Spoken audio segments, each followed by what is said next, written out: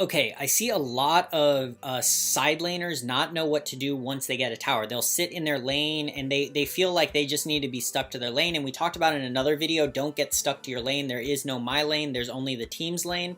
But anyway, so this is what's going to happen, or what you all should be doing once you get a tower. So I know the tower's secure, and then all that I have is in my brain, roam mode engage, right? It's just screaming out. And what do I mean by roam mode engage? I mean, I am no longer stuck to a lane and I am just going where I am needed, right? And now in this clip, this is an exaggerated example, but you will see when you engage your roam mode, right? Because your lane is safe, you don't need to worry about it as much, then you get rewarded. So anyways, I'm starting to go around, just got the first kill, team's cleaning up kills, we took a good team fight. Okay, am I going to chase the Zill? No, I'm not going to chase him, I can't get in there. So then you mix in that split, the pressure, right? I don't care that this isn't my lane, I'm just going to clear it, create pressure, and keep doing this, just rinse and repeat, okay? So the reason that when you get the first high ground tower, it really affects how the game starts to go is because it gives you a lot more time to roam.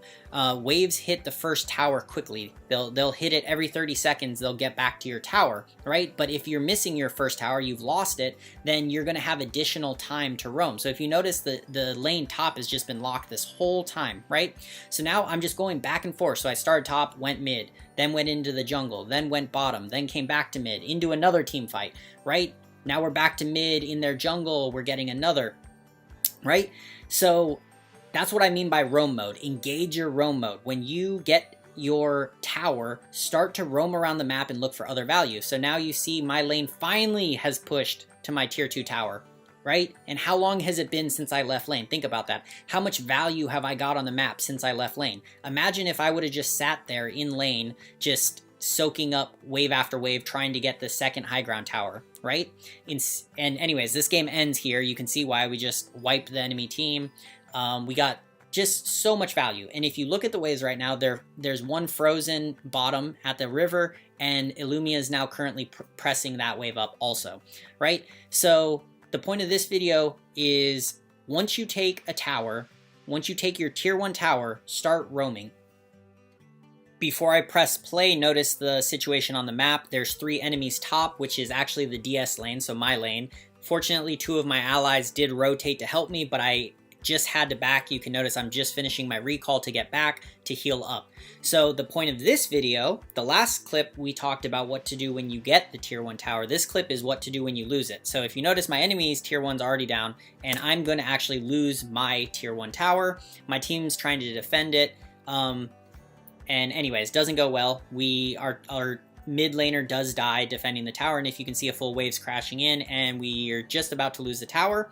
So do I go back to that lane? No, I don't. Why? Because that lane's going to be frozen, right? Like, the enemies are not going to, they're not going to risk keep pushing to your tier 2 tower, because they're going to assume people are rotating over there to do something about it, right? And they're going to end up overextended and getting ganked, especially. So that's when you can come in and you can sneak in and get these other objectives. So I want to make sure this point is really clear. So I know I'm going to lose my tower. So my choice is I can still go back to my lane, top, right? I'm top lane. I could go back there and I could defend the enemies and clear the wave, right? Or I can rotate somewhere else in the map and get value somewhere else to make up for the tower that we just lost, right? And Dragon is sitting there. I know 3 enemies were just top, so they're the opposite side of the map from the Dragon. They're also low health because they just got done fighting my teammates over the tower, right? So if I look at the map, I see the Dragon's alive. I'm going to kill the Dragon, okay? And is it risky? It is kind of risky, in all honesty, if the enemies decide to keep pushing, because then we could lose our tier 2 tower, and then it's a bad trade. It's a bad trade to trade your tier 2 tower for the Dragon. But that is highly unlikely in solo queue. Solo queue, people are not going to do that. They're not going to have that level of greed, because 9 times out of 10, they will get punished for it. So anyways, these are the type of plays you need to mix in to keep the enemy team off balance. Okay, so in the final 2 clips, we're going to talk about basically closing out the game. Okay, so sieging the high ground towers. What you want to do is you want to continuously be pushing waves into the towers and causing the enemies to rotate back and forth nonstop. When you put a lot of pressure on enemies, they tend to make mistakes, okay? Pressure makes people make mistakes. So the more pressure you build up, the more mistakes people are gonna make, okay? The things I want you to notice in this video, do not die. It's not worth dying, okay? When you are the team pushing into another team's base, don't take the type of risks that are gonna cause you to die. It's better to just keep building pressure, okay? So here my team is getting in a fight, but I'm gonna keep continuing to build pressure. So I have a full wave in, I see the enemy team is having to respond to the pressure my team caused top, so I'm just gonna keep poking away at the tower. Right, I just get out of that. Now I'm the one outnumbered, but am I gonna just instantly go? No, I just kind of same thing. I'm taking their time. Okay, I get away. I don't want to fight that with Lindis, okay? So unfortunately, at this point, 2 of my teammates have died. So what are we going to do? Just go back into their jungle. We have pressure build up. Just keep getting it. And then reset, rinse and repeat. Be patient, okay? If you are patient, your patience will get rewarded. Because even though we didn't get the high ground towers, and I intentionally chose this clip because we didn't get high ground towers, but if you look at their health, we significantly lowered their health, right? So the bottom tower is like 20% health and the mid's even lower than that. It's like maybe 10% health, okay? So we lost 2 teammates, but we've been clearing out their jungle. We have complete control of their jungle, and we got 2 of their high grounds very low and easily to the point where we can easily come and clean them up. Okay, so once again, I wanted to show another clip of when you are sieging the high ground towers. In this clip, it's going to go better. In the last clip, I showed you kind of not worst case, but a bad case of how the pressure goes. This one, I'm going to show you a better case. Also, I want you to notice the formation that my team is taking. This is solo queue. You just luck into this, but players should know that this is your aim, okay? So what the aim is you have 2 people on the side lanes pressing both the side lanes, and you have a group of 3 mid who are able to engage and disengage at will so they can kind of hold the enemy's attention. So notice I'm split pushing top, Arthur is split pushing bottom, our mid push the wave mid. So, and now we're all just kind of watching, we're being safe, right? So I see a bunch of the enemy teams just want mid, they're gonna wanna rotate either top or bottom, so I get in a bush, bam, I grab the enemy carry, the Valheim, the marksman, with my ultimate. I pull him back so that my team can collapse on them. My team does a great job of collapsing in. And remember, the reason it happened, pressure. Pressure causes mistakes. And if you see our Arthur, because we got a good fight, never even needed to come, and he already got a high ground tower. Now we're pushing Kali off this. We're going to get another high ground tower, right? So pressure creates mistakes, okay? When you create pressure, you force people to be predictable. I knew the enemies were either going to collapse top or they were going to collapse bottom. So I set myself up in a bush that I can watch it and I can have the opportunity to grab an important character. So bam, they lose 3 high ground towers and then we're going to win the game, right?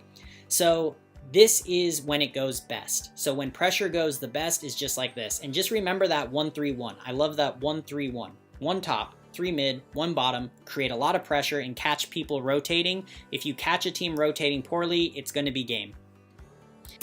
Okay, you keep hearing me say pressure causes mistakes. The other thing is pressure just frustrates teams and they make bad choices, aka mistakes. So pay attention to bot lane right now. Both of our marksmen are not in this fight. The whole enemy team is mid, right?